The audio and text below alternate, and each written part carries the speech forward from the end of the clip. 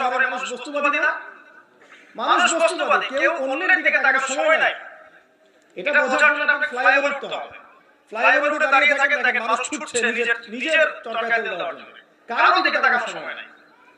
এই সকাল থেকে শুরু হয়, রাত একদম ৩টা-৪টা পর্যন্ত এটা চলছে, সারাদিন 24/7।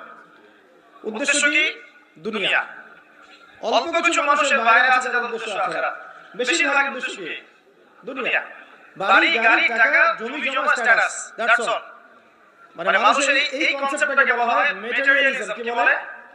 ম্যাটেরিয়ালিজম মানে বস্তুবাদিতা। কি বলে? কথা বলেন। বস্তুবাদিতা। মুমিনের চিন্তা থাকে পরকাল কেন্দ্রিক, যে কাজে পরকালের স্বার্থ আছে আমি সেই কাজ করব, যে কাজে পরকালের স্বার্থ নাই আমি করব না। এটা মুমিনের চিন্তা।